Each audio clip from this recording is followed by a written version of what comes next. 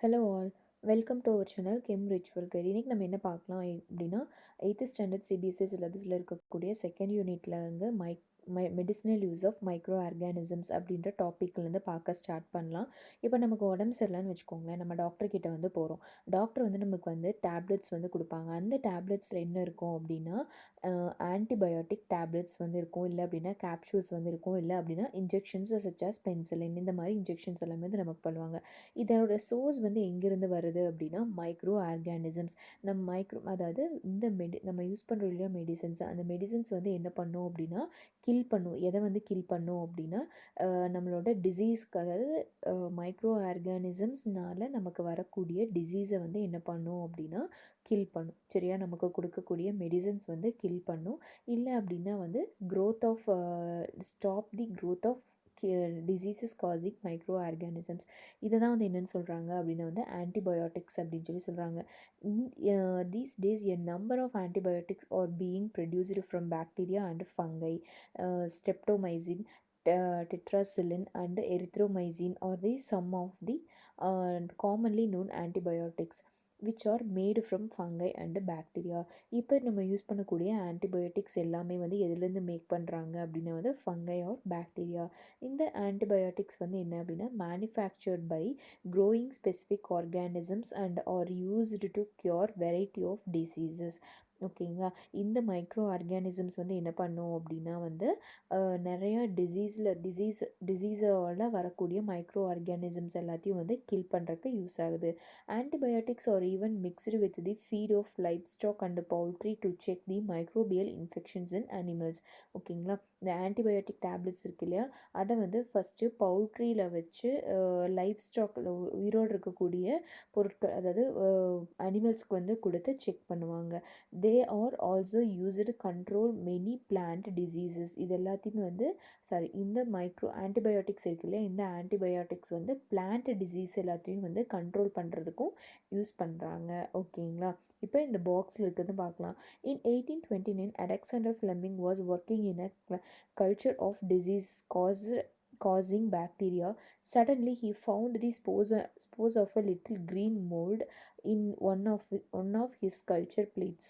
He observed that the presence of mold prevented the growth of bacteria. In fact, it also killed many of these bacteria.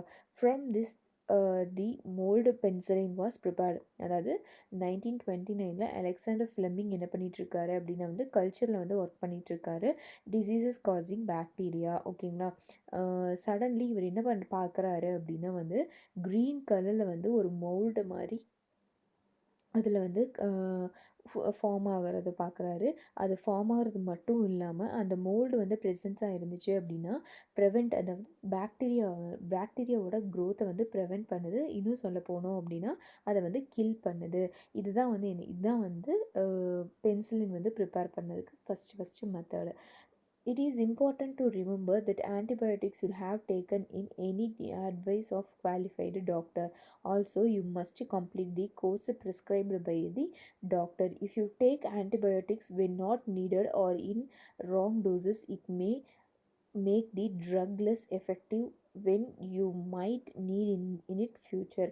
Also, antibiotics taken unnecessarily may kill the beneficial bacteria in the body. Antibiotics, however, are not effective against cold and flu as these are caused by viruses. ஓகேங்களா, என்ன சொல்கிறாங்க அப்படின்னா antibiotic வந்து டாக்டர்னால் prescribe பண்ணப்பட்டால் மட்டும்தான் நம்ம use பண்ணணும். இல்லை அப்படின்னா அதர்வைஸ் நம்ம வந்து அதை யூஸ் பண்ணக்கூடாது. அப்படி யூஸ் பண்ணோம் அப்படின்னா வந்து லெஸ் எஃபெக்டிவ். நம்ம அதாவது இந்த ஆன்டிபயோட்டிக்ஸை வந்து நம்ம வேணுங்கும் போது எடுத்துக்கும் போது இது கண்டிப்பாக லெஸ் எஃபெக்டிவாக இருக்கும் இன் ஃப்யூச்சரில். ஆல்சோ ஆன்டிபயோட்டிக்ஸ் வந்து நம்ம அன்னெசரி நம்ம எடுத்துக்கிட்டோம் அப்படின்னா நம்ம உடம்புல இருக்கக்கூடிய பெனிஃபிஷியல் பாக்டீரியாஸை வந்து கில் பண்ணிடும். அதனால அதிகமாக எடுத்துக்க கூடாதுன்னு சொல்கிறாங்க. அதுவும் இல்லாமல் ஆன்டிபயோட்டிக்ஸ் வந்து கோல்டு அண்டு ஃப்ளூக்கு எகென்ஸ்டாக ஒர்க் பண்ணாது. ஏன் அப்படின்னா cold and flu are caused by viruses. ஓகேங்களா, நெக்ஸ்ட் என்ன அப்படின்னா வேக்சின். சரிங்களா, நெக்ஸ்ட் என்னென்னா vaccine. Why are children or infants give vaccination? When a disease carrying microbe enters in our body, the body produces antibodies antibodies to fight the invader. அதாவது என்னன்னு சொல்கிறாங்க அப்படின்னா, நமக்கு ஏதாவது ஒரு டிசீஸ் வந்து நம்ம உடம்புல வந்து என்டர் ஆயிடுச்சு அப்படின்னா, அதுக்கு நம்மளோட பாடி இருக்கு இல்லையா, நம்ம பாடி வந்து ஆட்டோமேட்டிக்கலி என்ன ப்ரொடியூஸ் பண்ணும் அப்படின்னா வந்து ஆன்டிபாடிஸை வந்து ப்ரொடியூஸ் பண்ணும். இந்த ஆன்டிபாடிஸ் இருக்கு இல்லையா, இந்த ஆன்டிபாடிஸ் வந்து எதுக்கு எகென்ஸ்டாக ஃபைட் பண்ணும் அப்படின்னா, நம்ம இந்த டிசீஸ்க்கு எகென்ஸ்டாக ஃபைட் பண்ணும். நம்மளோட பாடி வந்து என்ன ரிமெம்பர் பண்ணி வச்சுருக்கோம் அப்படின்னா, எந்த மாதிரி அந்த மைக்ரோப் கூட வந்து ஃபைட் பண்ணணும் மறுபடியும் என்டர் ஆச்சு அப்படின்னா. ஓகேங்களா, இது வந்து நம்மளோட பாடி வந்து ரிமெம்பரில் வந்து வச்சுருக்கோம். If dead or weaken microbes are introduced in a healthy body, the bacteria by producing suitable antibodies.